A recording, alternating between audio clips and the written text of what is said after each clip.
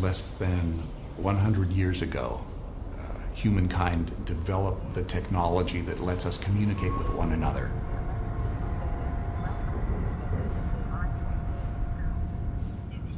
Ever since radio and television were invented, we have been sending signals into space, announcing our existence to other civilizations. There have been moments, very enticing moments, when it has seemed that perhaps we have actually detected another civilization.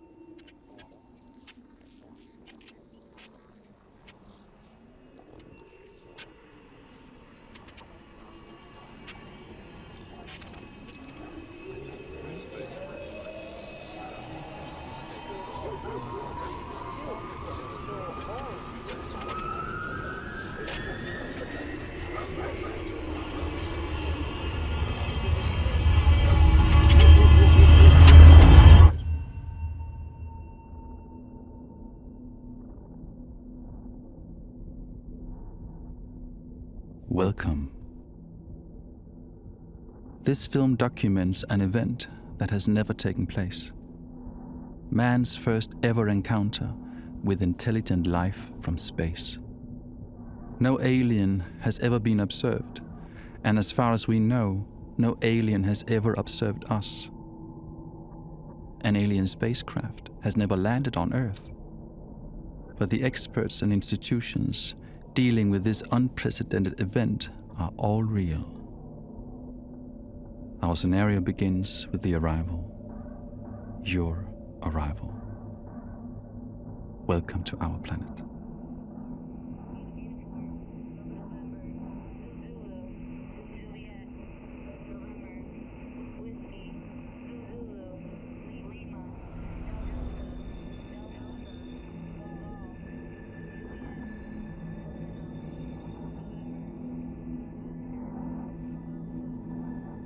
I'm very curious about why you are here on Earth.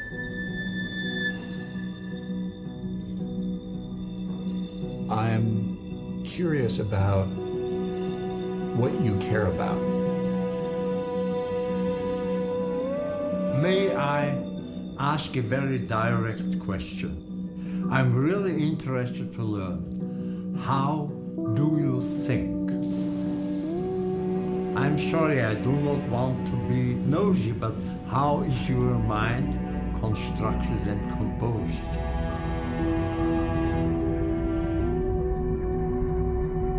Have you imagination? Have you the capacity to be outside the actual reality? Outside this time and this space. Did you come here to learn about us? Did you come here knowing about our existence?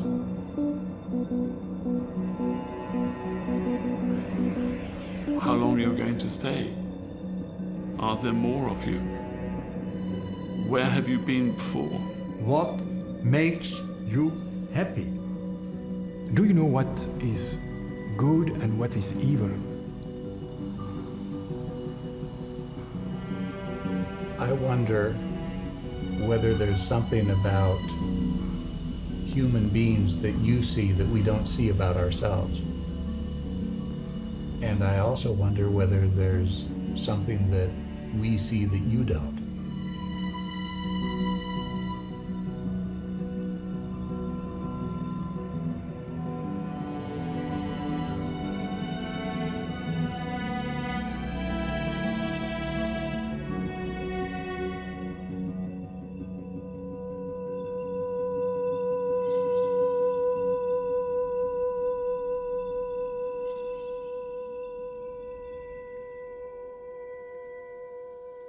With your arrival, suddenly there are aliens among us.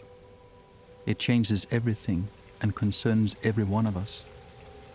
Only the United Nations can respond on behalf of all mankind.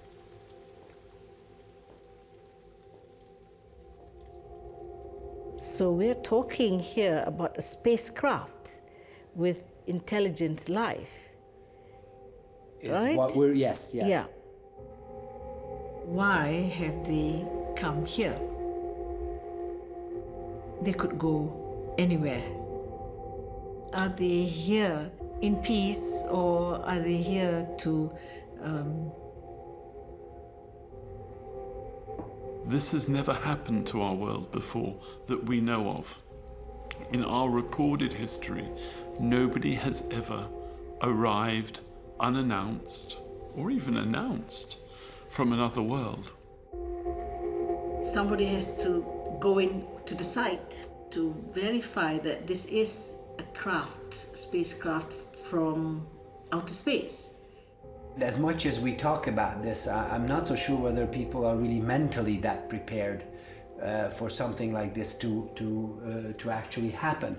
With this simple question, what does it mean? Yes. It would probably mean a whole rethink of everything.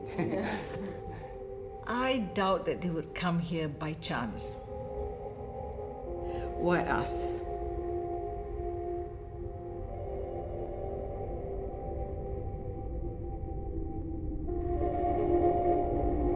Our world is new to you. Your existence is new to us. Our authorities will immediately be alerted of your presence.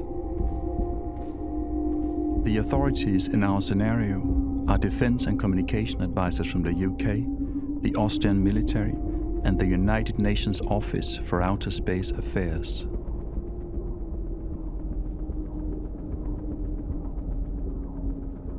We really don't know that there has been, please don't laugh, but it could well have been a landing by some sort of craft. Nobody's taken a photograph as far as we're aware of whatever it is. We don't even have a description. We just know that there's something unusual. The Prime Minister's view is very much that he doesn't want this to get out into the media because you just don't know what the public view might be.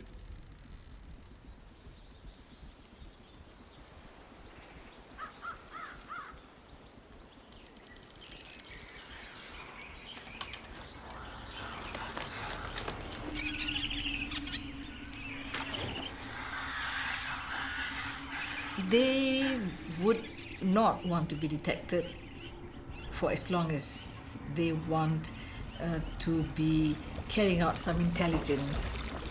What kind of civilization has evolved?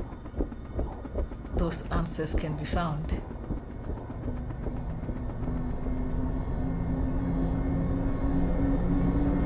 The first thing that the UN needs to do, we need to verify this at the governmental level. Verify the landing, what's happened since the landing. I guess there are potentially three reasons why it has arrived.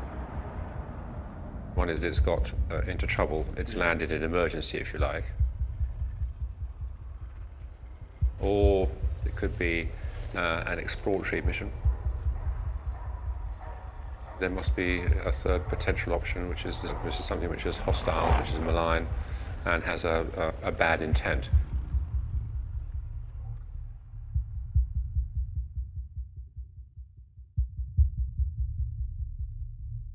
I think we can discount the hostile because I think it would have done something overtly hostile already. It wouldn't even needed to have landed if it were hostile.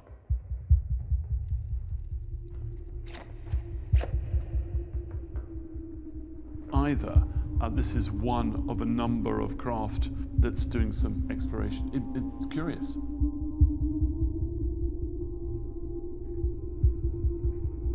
Just before we dispose of the malign intent, if this thing has got some sort of defensive capability, if it is frightened or concerned about the way it's approached, it might then go malign by accident rather than having a malign intent to start with. And so what we want to make very certain we do is we don't actually give it an excuse to think that it's being, that we are being offensive to it.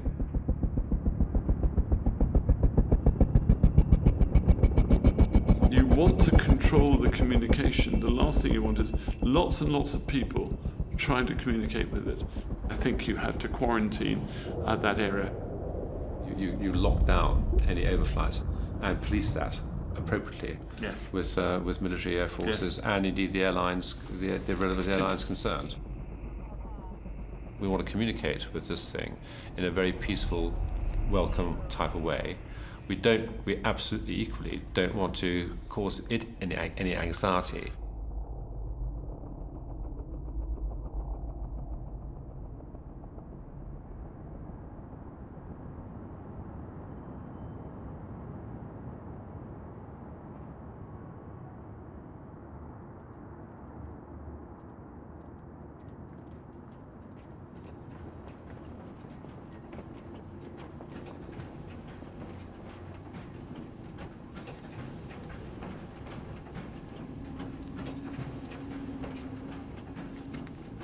For us to assume that we know all about the universe, the structure of the universe, or about life itself, is giving ourselves too much credit given where we are now in terms of our knowledge.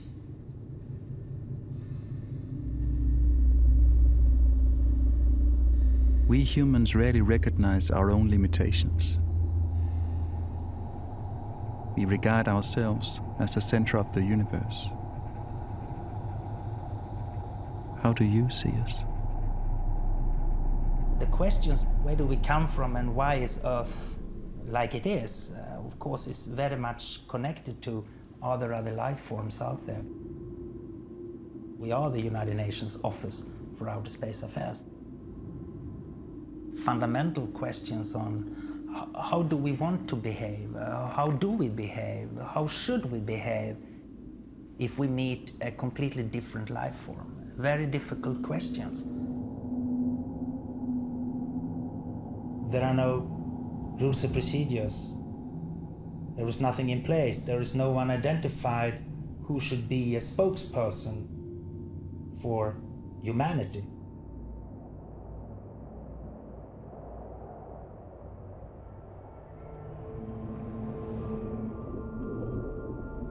First contact has been a highly anticipated event.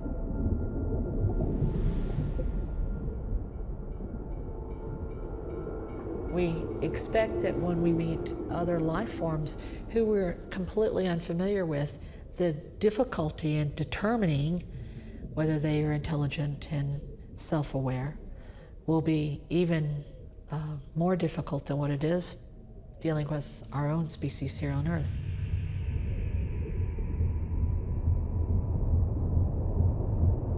In the wake of our space age, we set up a post-detection task group made up of scientists who volunteered to be the first to meet you. Now that your spacecraft has been detected, they will be dispatched.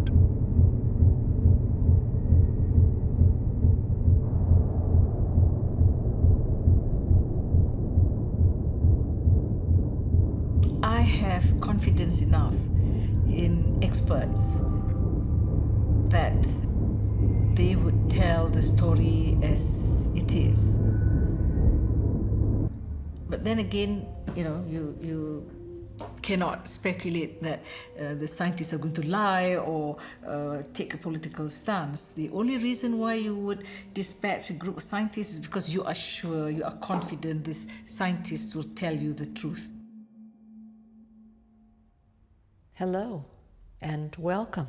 I'm Cheryl Bishop, and in my profession, what I do is to study how humans interact. I'm John Rummel, and I work for an organization called COSPAR, which maintains standards for biological planetary protection. My name is Doug Vakoch. I'm the Director of Interstellar Message Composition at the SETI Institute. My name is Chris McKay. I'm an astrobiologist working at NASA. I'm very happy to welcome you in this place. My name is Jacques Arnould. I am a theologian and work as an ethic advisor for the French Space Agency. The different experts, these different individuals who have deep knowledge about a particular area also have different ways of knowing. Knowledge is not only data and facts, but an intuitive understanding. My name is Chris Welch. I work at the International Space University in Strasbourg, where I am a professor of space engineering. I have volunteered to enter the alien spacecraft first.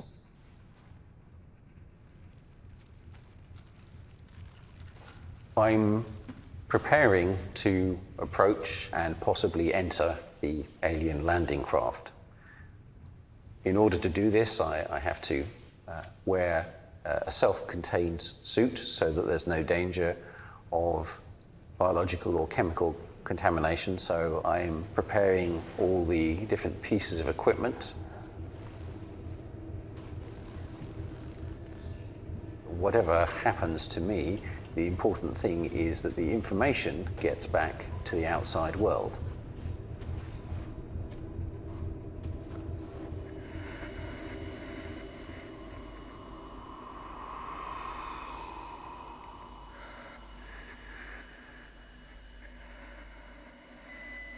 Now I'm setting off from the forward base that's been set up a kilometre from the landing craft.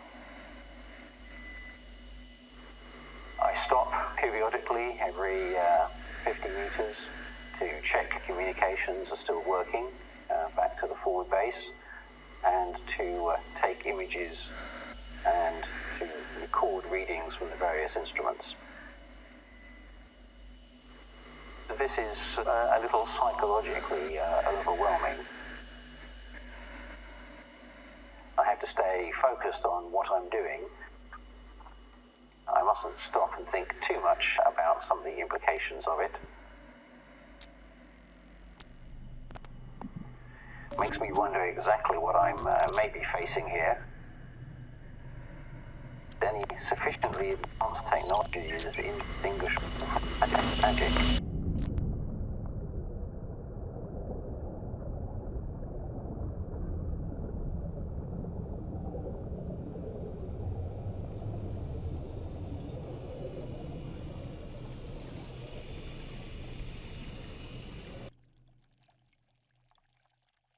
Who are you? If you're truly alien, will we ever understand you?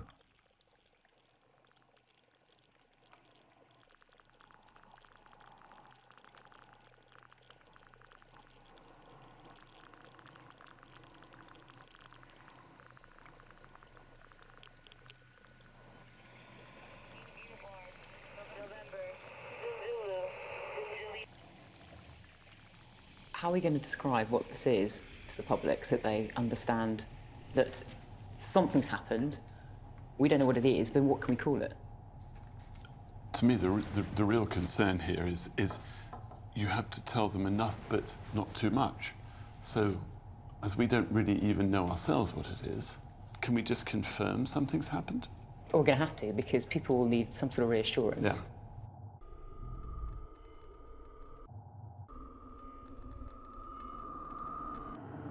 I think that you'd have to say something like, the government confirms that there has been an unusual occurrence.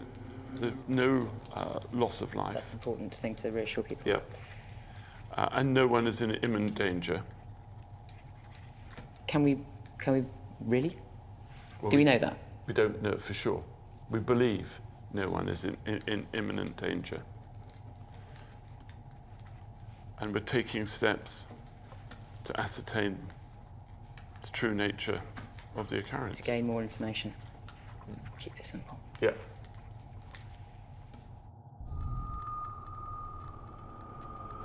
I would advise it to be political, no military, and no uniforms. And you'd have a notable figure, a scientist that everyone sort of believes. You'd probably actually have Sir David Attenborough, because he's a person that everybody trusts. And he knows about wildlife, and he's been everywhere. You can't tell people not to panic, because that's exactly what will happen. Can you tell them to stand by their televisions and radios for further announcement? I think listen for further advice. Yeah.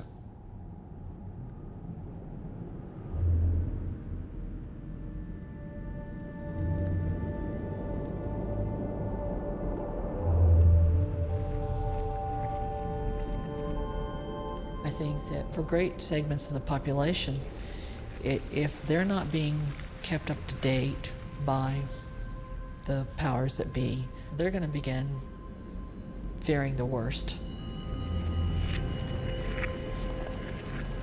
I think that the prospect of panic is significant.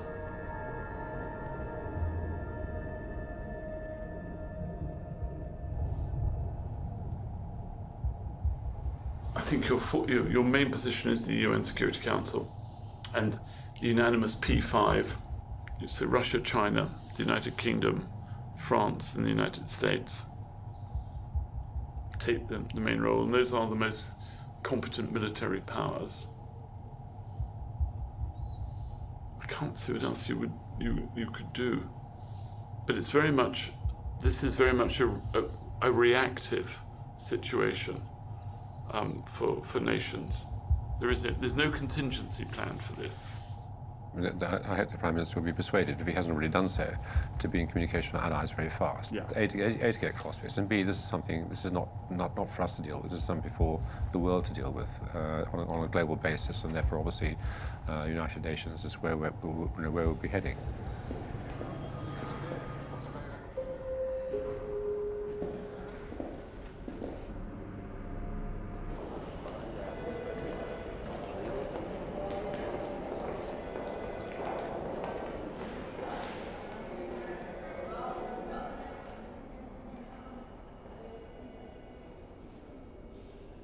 The matter of extraterrestrial civilizations has been brought up within the United Nations only once.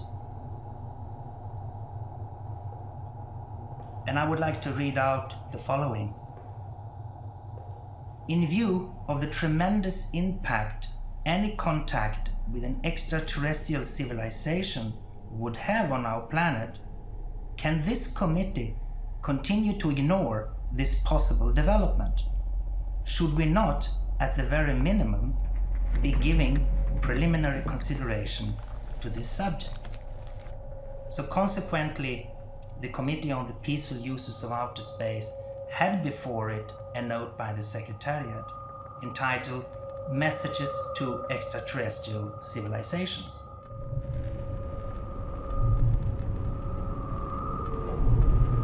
We decided to reach out to you. We had no idea if we would ever make contact, but just trying made us feel empowered.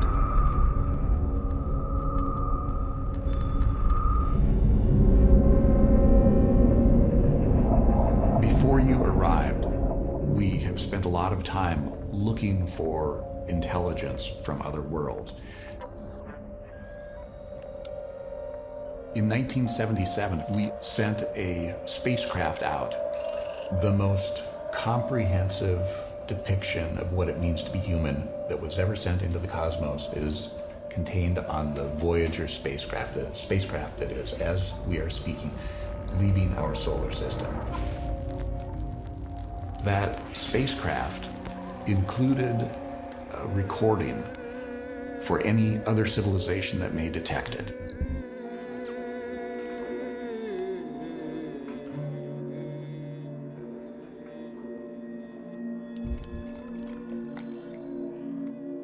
They contain copper phonograph records with samples of music of various cultures and times. Over 100 pictures from around the world, included greetings in 55 languages.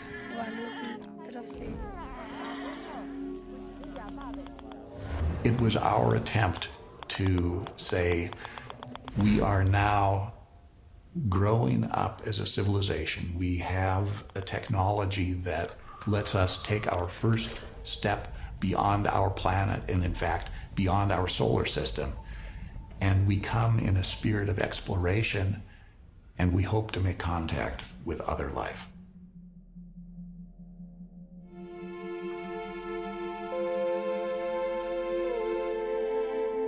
As the Secretary General of the United Nations, an organization of 147 member states who represent almost all of the human inhabitants of the planet Earth, I send greetings on behalf of the people of our planet.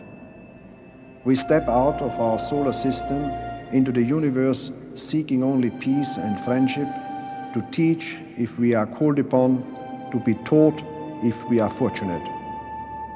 We know full well that our planet and all its inhabitants are but a small part of this immense universe that surrounds us, and it is with humility and hope that we take this step.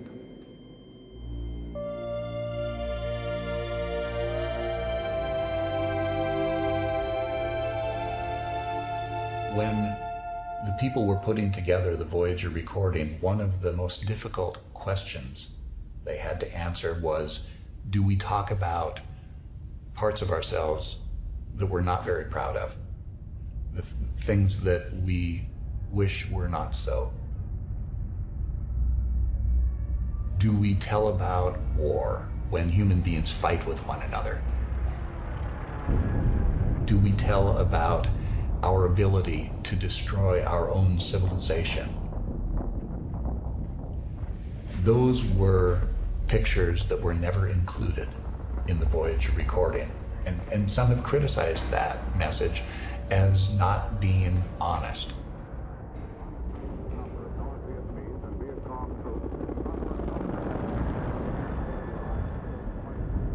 Now that you're here, are you surprised at the sight of our soldiers? To us, it's perfectly normal. We often mobilize our military in pursuit of peace.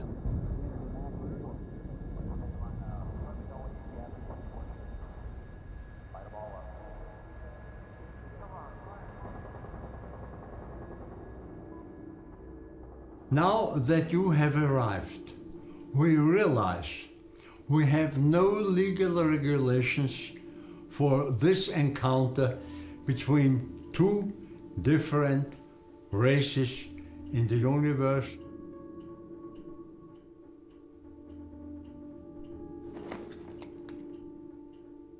I'm an old lawyer, and since many decades I have tried to investigate the possible legal relationships between different races who live maybe in this galaxy, maybe in another galaxy.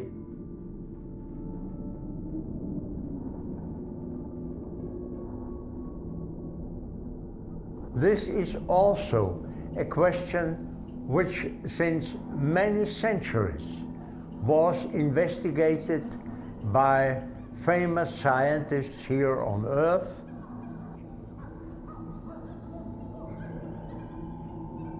We want to continue our existence, and we realize you want to continue your existence, and this could be formulated within the framework of legal rules, say the framework of a basic agreement, which we call meta-law.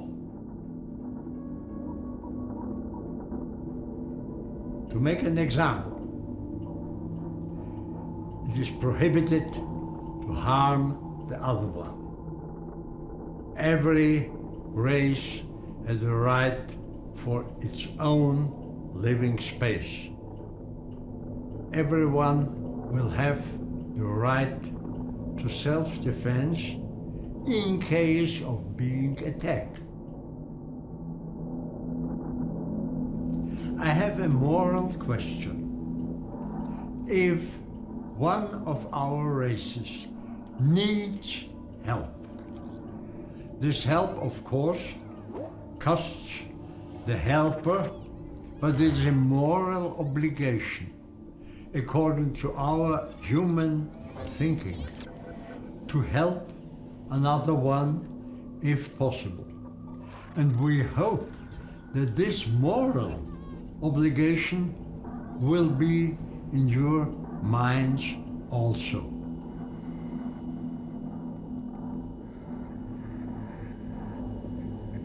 We view ourselves as moral creatures. Do you see us that way too?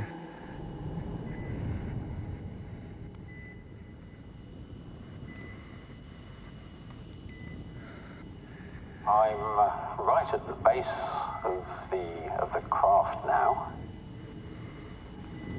I'm going to circumnavigate it before I do anything else. My main focus at this point is to try and find a way into the craft. I haven't seen anything so far that is directly threatening. It's certainly a little bit intimidating.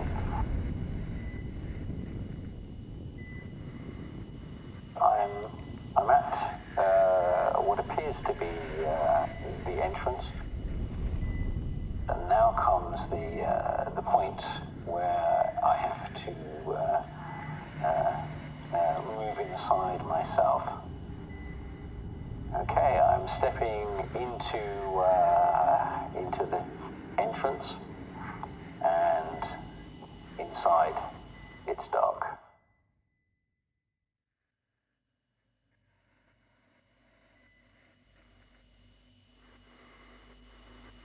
Strange, sudden, strong feeling of otherness and of company, and I can see no one, and yet I feel extremely strongly that there is something else in this space with me.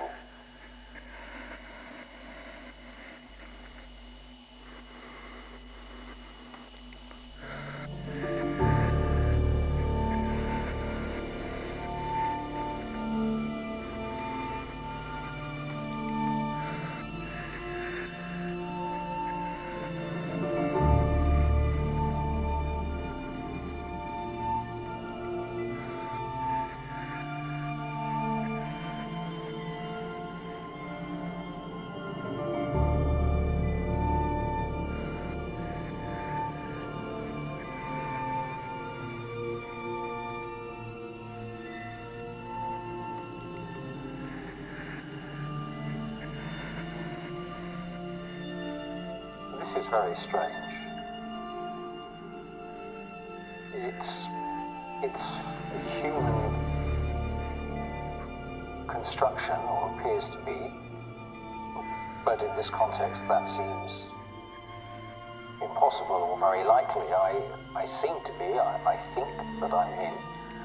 I know there's a possibility that what I'm seeing may not be real.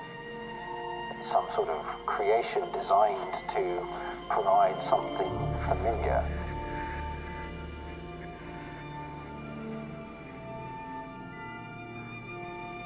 But it's a very strange sensation that something more human seems more unreal than the alien did.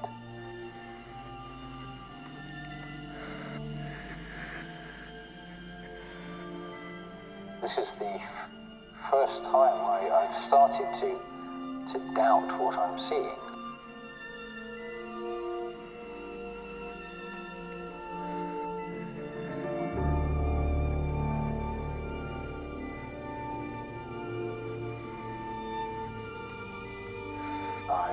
Taking a few steps forward. I'm just going to settle and sort of get the feeling of the space for a few seconds. I have my eyes closed. I can hear my breathing. I can feel that my pulse is slightly elevated. My hands are slightly clammy. And yes, once again, I've got that sensation of either being watched or if there is somebody else, something else there.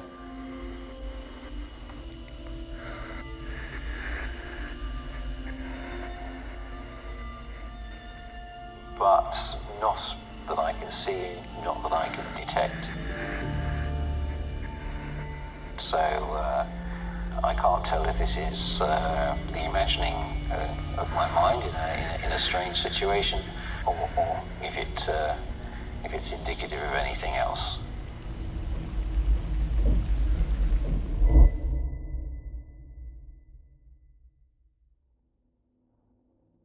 Scientific thinking has led us to believe that we are capable of understanding everything.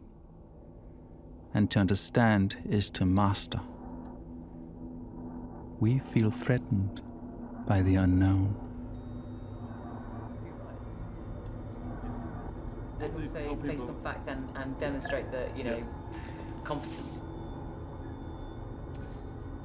I'm the government spokesman. You understand that this event is hugely significant, and our media are already reporting your presence. It's very important for the government to provide some reassurance to the public that the government is in some sort of control and is trying to find out how to explain what you are and what the impact is. So you must understand we've already issued a statement to the media. That statement basically is to tell people that we know something's happened, something unusual, something that we can't quite describe, but we are doing something about trying to find out what you are, what this is. People like to know what is happening, and if people can't describe it or don't understand it, then it's normal for people to panic. If we don't inform the public, they'll make up their own conclusions. They will think that we're hiding something. They'll think it's worse than perhaps it might be. And our problem is that the one thing we need are facts, and that's the thing which is in shortest supply. We have no idea of who or what you are, or what you're here for. That's the sort of thing that our government and governments around the world, our people, want to know. So we're working very hard with very little information.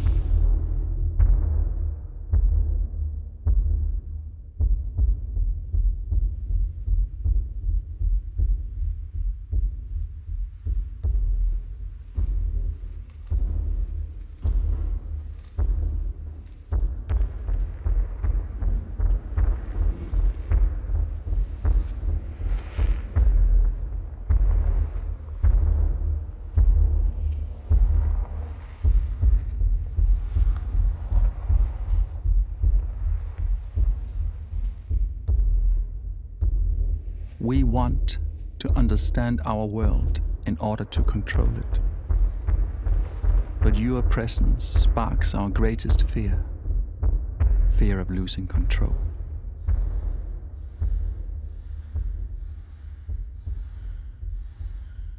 Are you a threat to us?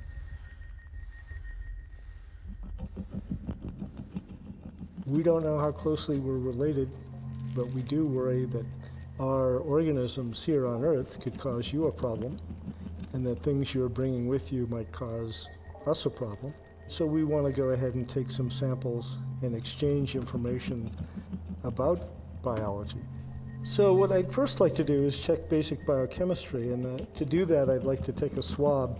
This is what they call a swab. It's got some sampling tissues on it, and if I run this over your skin and perhaps get it moistened, we can go ahead and deal with this. I won't do it completely, but provide for the sampling. Yeah, thank you.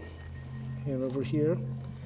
And then I take it back here, I put it into its vial, break it up and manage that. Of course, I'm wearing this suit for this particular sampling to ensure that you're not affected by either myself or the organisms that live on my body outside of my conscious control. Over 50% of my cells are not my own, but they're microbes that live on or within me. And so we're largely communities that move around through space and time.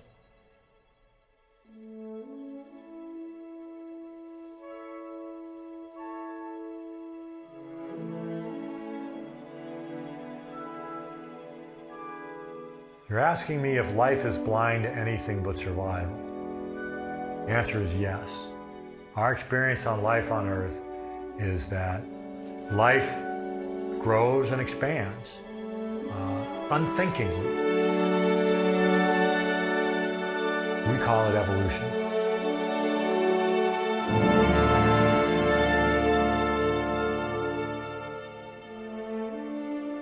It is responsible for the diversity of life. It is responsible for the robustness of life. It has been the dominant feature of life since the first life forms on Earth to today. We can see that all life on Earth is descended from a universal common ancestor. Evolution requires death and new generations. That's the grist on which evolution works. So you might say, let's imagine a perfect world where nobody dies. That would not be a perfect world. That would be a world where maybe no individuals die, but the phenomenon of life has died. Evolution by natural selection explains most things about life on Earth.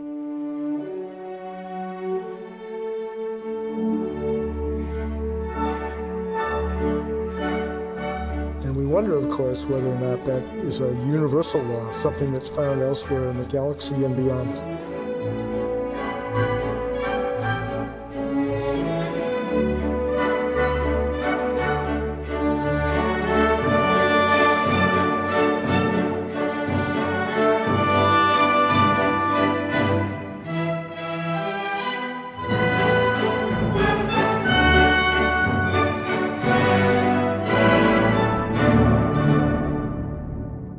My particular interest is searching for a second genesis of life. The question I want to know is, has life started separately, independently, somewhere else? Hence my interest in what you might represent. My question would be, does the life that you represent constitute a separate, independent origin of the life that I represent? Are we distant cousins? Or are we completely separate, independent life forms? It's possible that here on Earth there is a second genesis and we have not yet discovered it. All life that we've discovered is related and is all part of what I will call the first genesis. But there may be life that we have not discovered, and it may be that we haven't discovered it because our methods for detecting life are specific to life as we know it. We may be blind to this second genesis, present right here, which is why some people have named it the shadow biosphere. Maybe right here in our gardens and in the lawn and maybe even on our skin are living organisms that are so different from us biochemically that we wouldn't even recognize them in our life detection instruments. If you take a sample and take it to the lab and say, is there life in it? They're going to search for DNA. If there's no DNA, they'll send it back to you and say, there's no life in this sample. Well, that's a wonderful and very sensitive test for Earth-like life as we know it.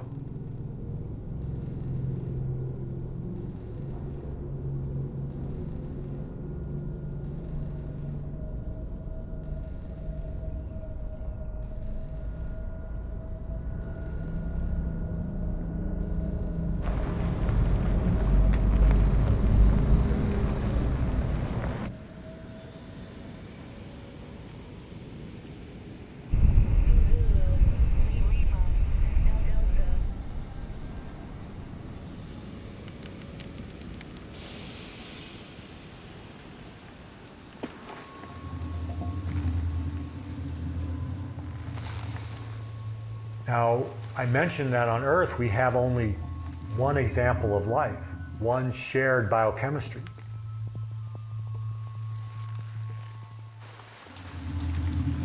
My intuition is the explanation for that is competition at the genesis level, if you will. And we ate the competition. We ate them out of house and home.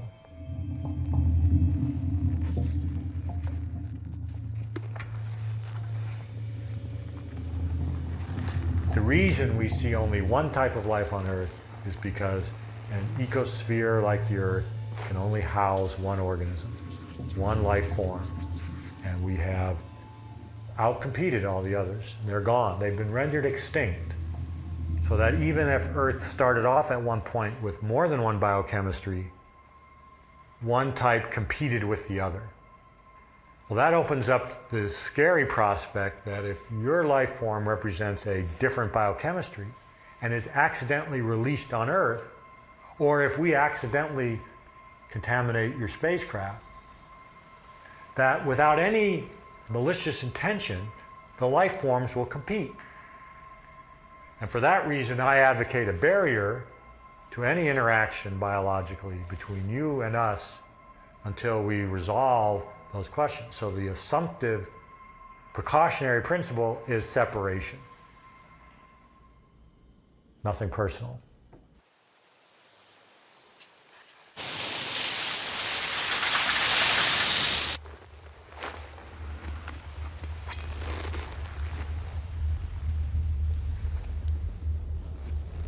Fear can be useful. It encourages us to take precautions. But fear of imagined dangers can take us far beyond what's sensible.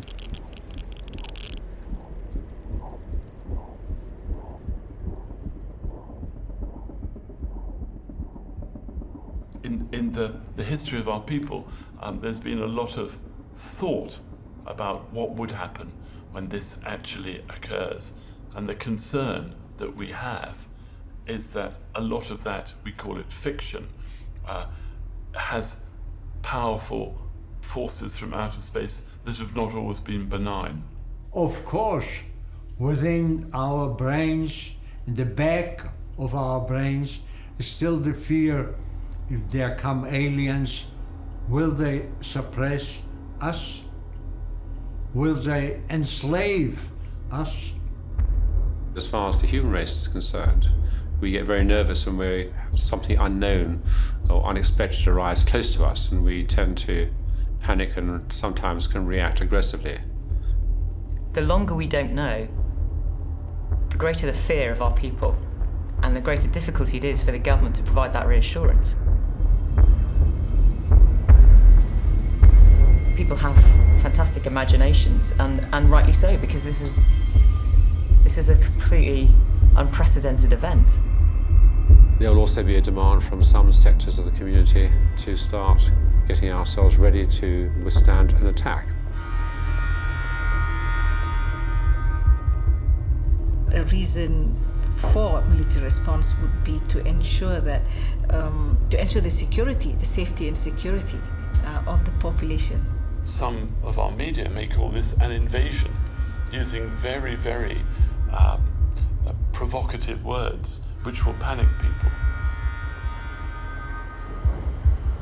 The Security Council can say that this is a threat to peace and security, international peace and security, and decide to take steps. There will be a default position where some countries may feel that they need to use their own military defenses to protect themselves because something you've done gives them a thought that they may be about to be attacked. Because people will assume that that might actually happen.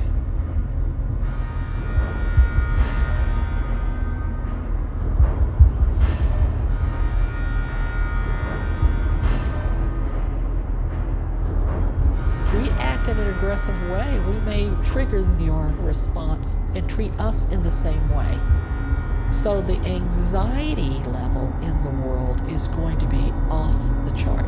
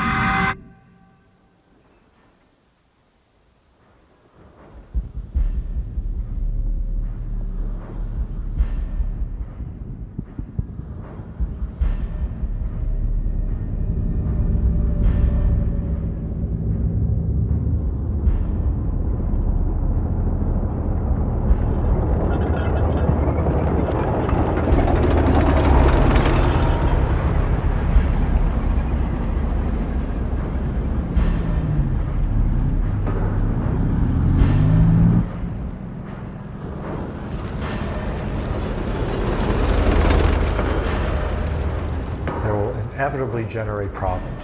The history of the human race on Earth shows the kind of problems that emerge when we view other humans as fundamentally different. We're not blind. It doesn't mean we always make the right decisions, though. We see, but we still don't necessarily understand, whereas other life forms don't even see. When a dog kills a baby, this is why there's no moral culpability, because it doesn't see, whereas a human does see. And that is a big distinction. We definitely see.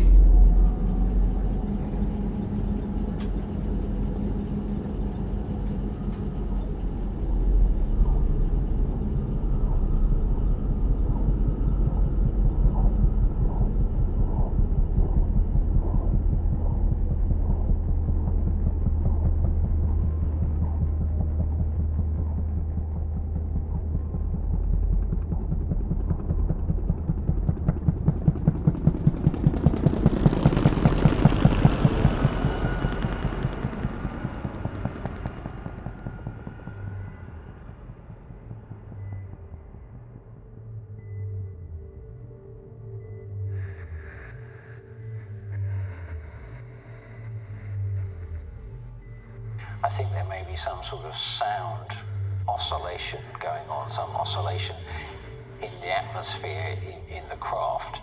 I'm going to stop for some seconds, some time, and just see if I can listen more clearly.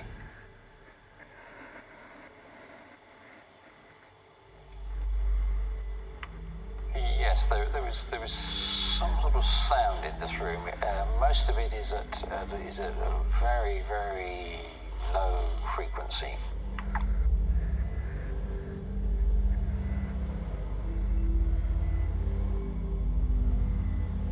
It's difficult to judge how far I've come in the craft.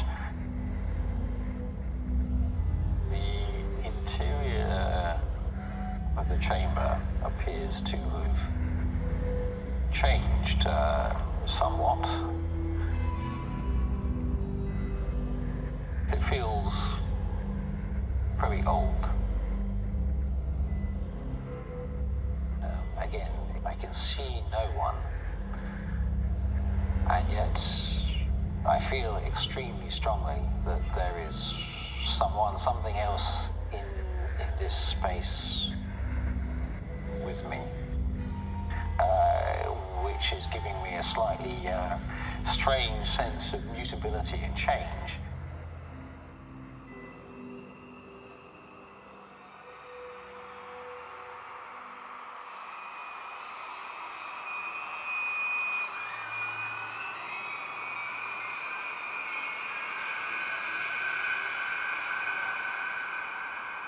When confronted with the unknown, we want to bring it into the known. We want to conquer it. Part of the reason that we humans fear aliens who come to Earth is that when we have moved into other countries, when we have moved to new continents on Earth, sometimes it has not been good for those who we have conquered. Of course, we had historical occurrences, may I say, which are a little bit similar to your coming here. In our history, whenever our more advanced civilizations have met with the less advanced civilizations, in almost all cases, the less advanced civilization has suffered. Our fear is that perhaps another civilization will come to Earth and do what we have done to one another. My hope is that in the same way that your technology is advanced, that your morality is also more advanced than ours.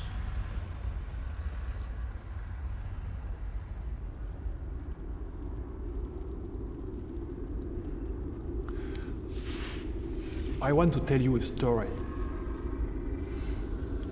It was in our human time something like 5 centuries ago.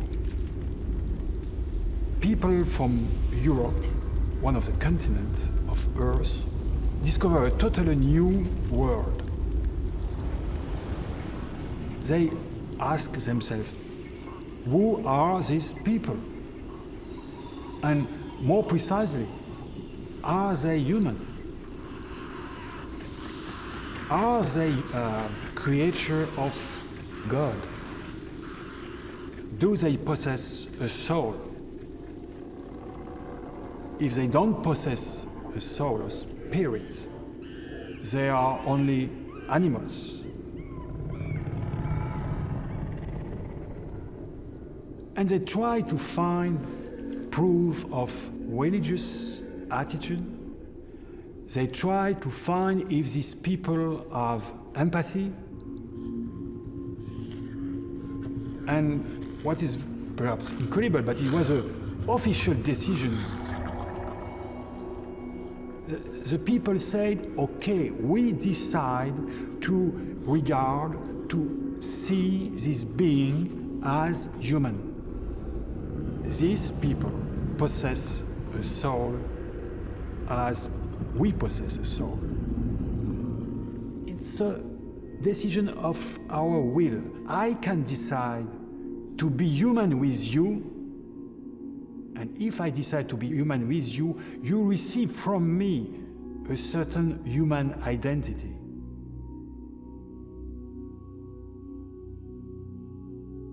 We may decide you are too alien for us, or too inferior to be among us.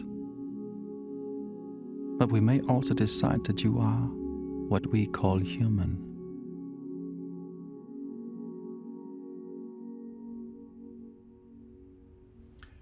You are asking me what is a human being.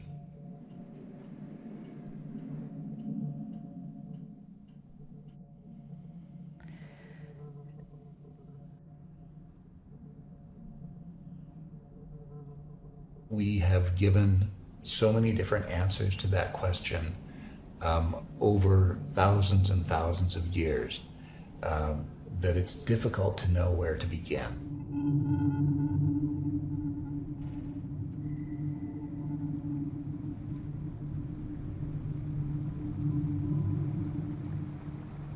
At this time now on Earth, with the progress of science, we know that the human species is a result of a long biological evolution. A human being is also something more than just a biological creature. There is something that we have that another extraterrestrial civilization doesn't, and that's our culture. Our own experience of being human. There's always been a desire to communicate something about our human spirit, about the range of feelings that we have.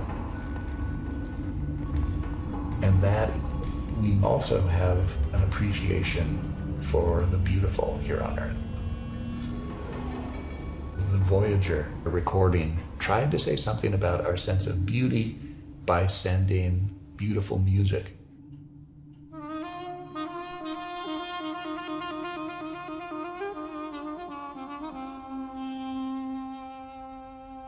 One of my favorite passages actually comes right in the middle of the musical selections. First there's this kind of mournful, plaintive bagpipe music. Then there's a pause. And then there's this shift to a Stravinsky Rite of Spring, this very pounding piece.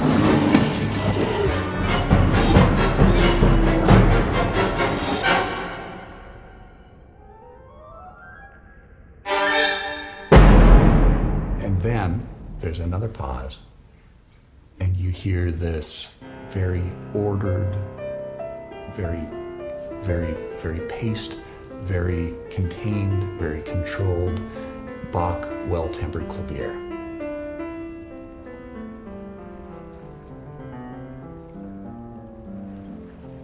And And so in that one short section, it says something about the range of emotions that we feel, from a sense of mourning and loss to a sense of chaos and disorder and strife. And that in spite of all of that, we find a way to contain those experiences. We find a way of putting things in order and moving on with our lives.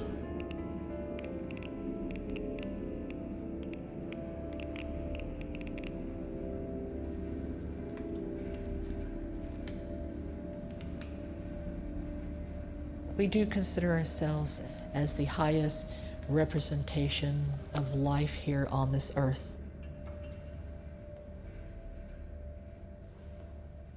Other life forms lack this essential ability to self-reflect, to be aware of one's existence. For me, human being is always in construction. By the fact that we ask ourselves who we are and what we have to become, we have the capacity to build ourselves.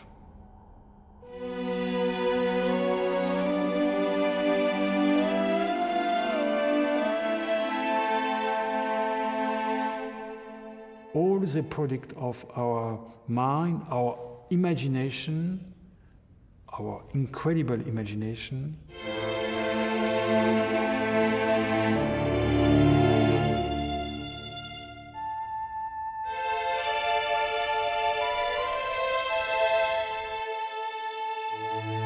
By imagining, we can create events that did not exist before. The ability to create our own destiny, our own future. But the unexpected is also something which we both love and hate.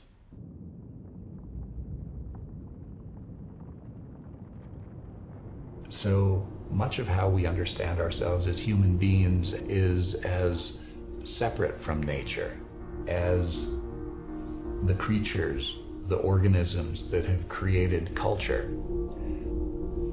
And yet, ironically, that very thing that we use to define ourselves, a culture and civilization, is one of the things that is least stable.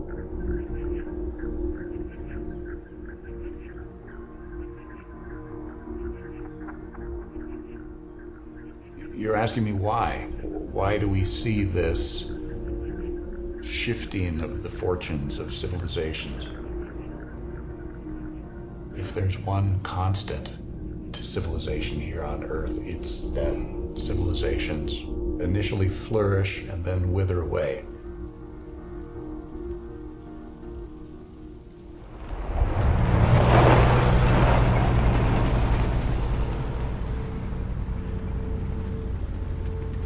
Many other people, they think that we are on the edge of destruction, that we could easily destroy civilization with the tools of war that we've invented. You asked me if I have been to war. I have been engaged in warlike pursuits, yes.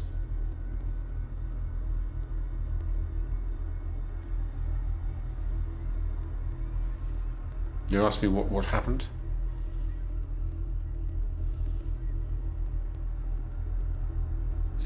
Why do you want to know that?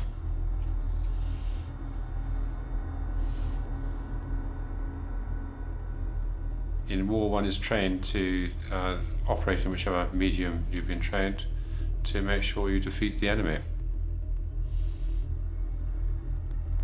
There is a point at which the frustration says, you know, we've been answering your questions and we haven't gotten a single answer on any of our questions. It would be threatening. Because again, you're not giving anything back. It's an interrogation in that way.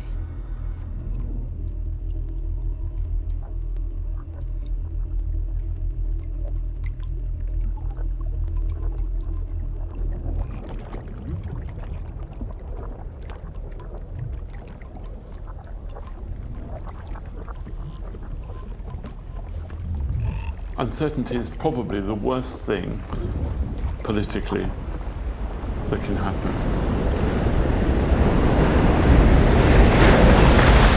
We will need some form of good faith to be shown, some sign that you are benign.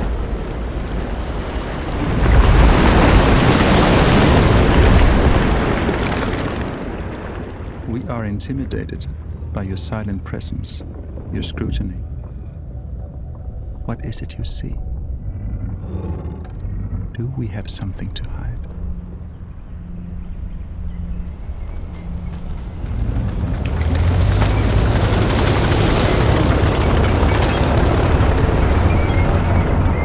We'll have some real trouble to control our people if we don't get answers to our questions soon. I am not empowered to offer you anything. I'm here to find out, but I don't have all the answers. We can't cope with the unknowns. We need to understand. It's just the way we are, and the way we're wired. What concerns all of us is if we don't get answers, one nation may decide it wants to take leadership and come here and try and force you to give answers, or somehow give them something which can make them more powerful.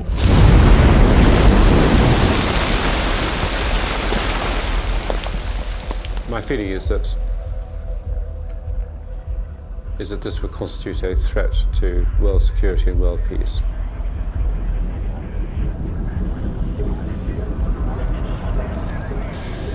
We have never known a time when there hasn't been war somewhere on our planet.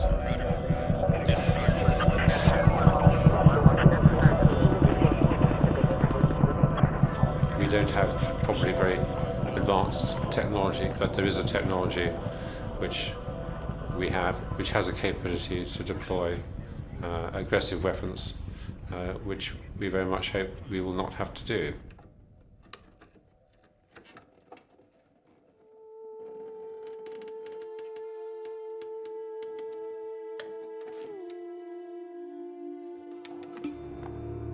Not only do we have thermonuclear weapons, but many countries in our world have chemical weapons and biological weapons, and they've been used. We do have the capability of destroying our own world. We could make this world radioactive, so nothing could live here for many hundreds of years.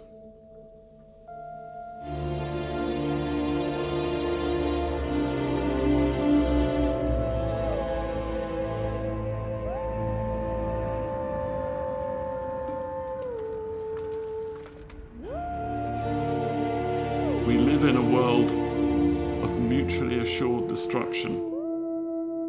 That, we think, keeps us safe.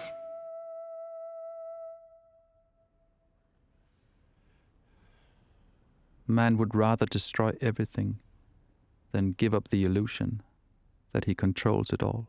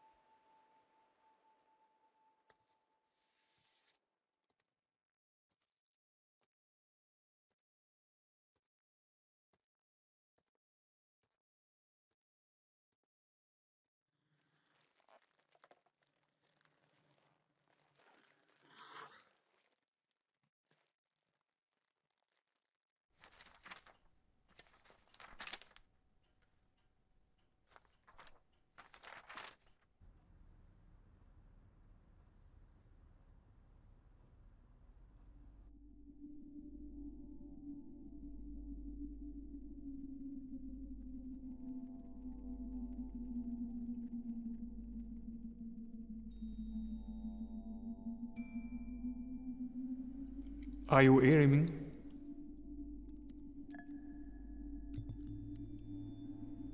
Are you seeing me?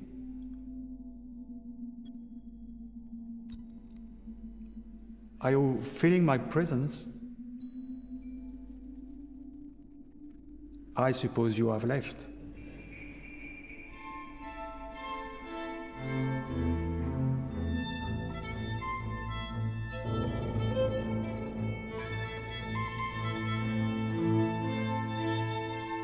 Why would they not even answer our simplest questions? Either they've got everything they wanted, or something happened to give them cause to believe that we could be a threat.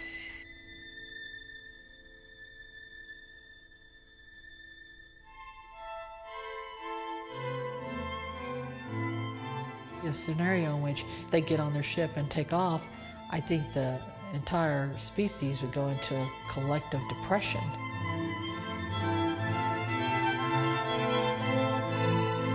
Don't forget us. We are again alone.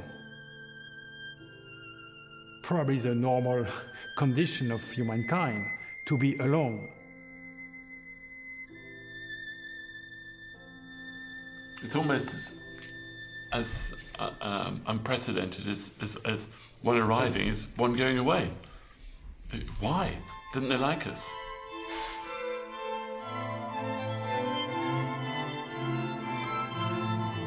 Where did they come from? Where did they go to? I mean, all those answers, I presume, are completely unanswered. Yeah.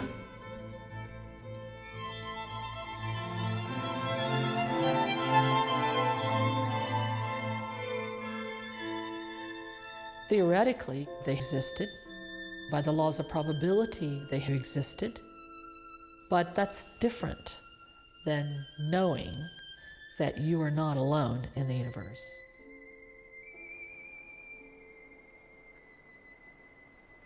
And the thought that humans were pure accident, a happenstance of the right chemicals at the right time on the right planet, the right distance from the sun, evoked a sense of that the universe was not only indifferent to our existence, but that we were pure chance.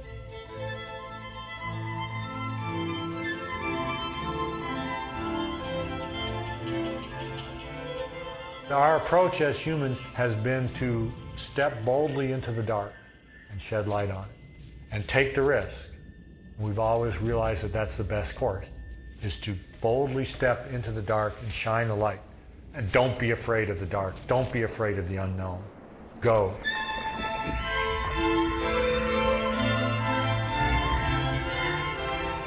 What is revolutionary is if we can actually come to understand in some way what they experience about the world. Because inevitably that means we have to expand our own experience of the world in ways we cannot imagine.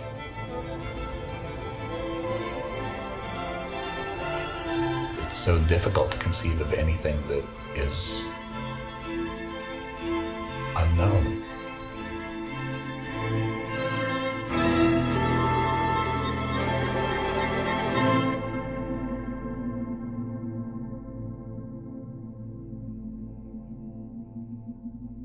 The alien that never came to Earth has left. Whether it was truly here or not is not important. The moment we think it possible, reality expands.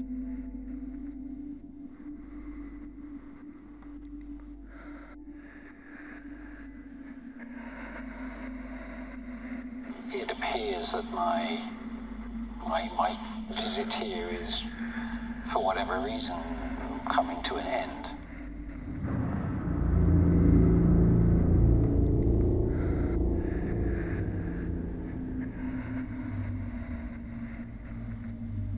I find myself, I have to admit, a little bit reluctant. There's part of me that wants to go on exploring.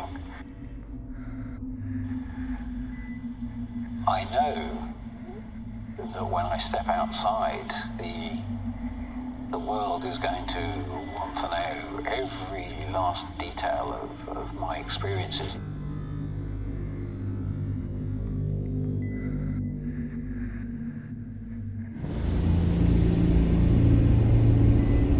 At the moment, this is my trip.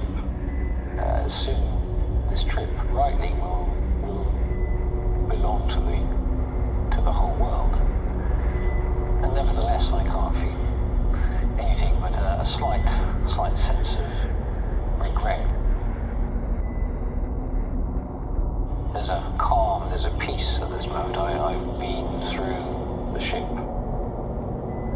And right now I feel a great sense of tranquility, which I will have to try and carry with me as I emerge back out to meet the human race.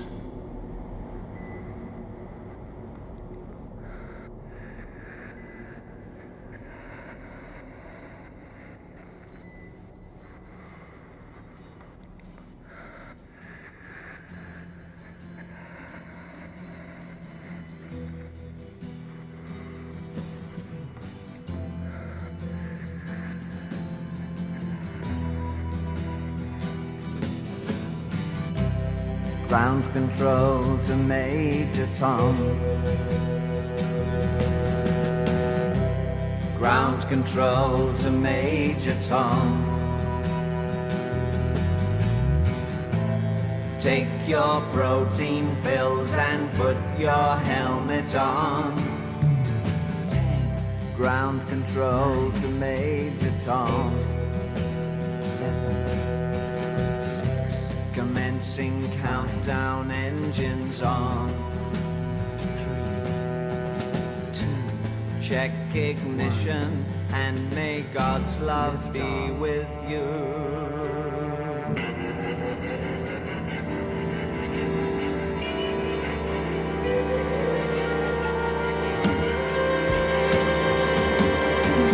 This is ground control to Major Tom. You've really made the grade, and the papers want to know whose shirts you wear. Now it's time to leave the capsule if you dare. This is Major Tom to ground control. I'm stepping through the door, and I'm floating in a most peculiar way, and the stars look very different today. For here am I sitting in a tin can,